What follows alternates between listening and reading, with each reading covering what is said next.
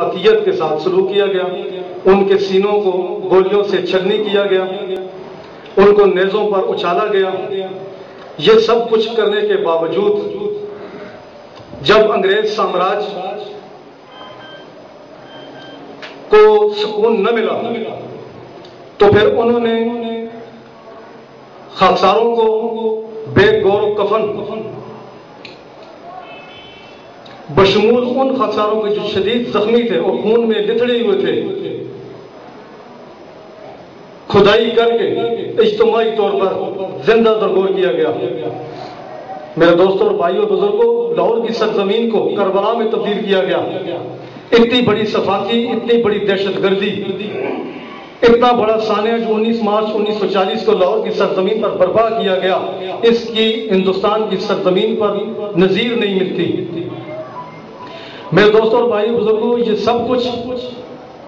اس لیے تھا کہ انگریز سامراج سے ہندوستان کو آزادی ملے، لیکن انگریز چونکہ انتہائی چلاک، مکار اور وعدہ خلاف کو، تم ہمارے اتحاد میں شامل ہو جاؤ، جرمنی کے خلاف لڑو، اپنی جانوں کو قربان کرو، ہم تمہیں آزاد کر دیں گے۔ یہ سب کچھ کرنے کے باوجود بھی انگریز سامراج نے ہندوستان کو آزادی نہیں دی، نہ ہی آزادی دینے کی حق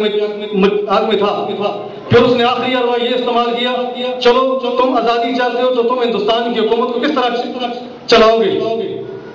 کیونکہ انگریز جانتا تھا کہ ان کے پاس تو کوئی بھی دستور، کوئی بھی آئین موجود نہیں ہے جس کی وجہ سے یہ ہندوستان کو رن کریں گے۔ چنانچہ انہوں نے کہا کہ کوئی بھی ہندوستان میں موجود کوئی بھی پارٹی، کوئی بھی فرد، کوئی بھی لیڈر ہمیں ایک ایسا دستور، ایک ایسا آئین پیش کریں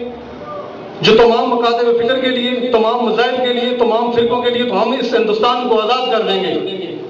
کیونکہ وہ جانتا تھا کہ اس قسم کا آئین موجود یہ بنا ہی نہیں سکتے کہ جس پر کسی بھی شخص کو آبجیکشن نہ ہو۔ چنانچہ پھر اس چیلنج کو حضرت علامہ عنایت اللہ خان المشرقی نے بنفس نفیس قبول کیا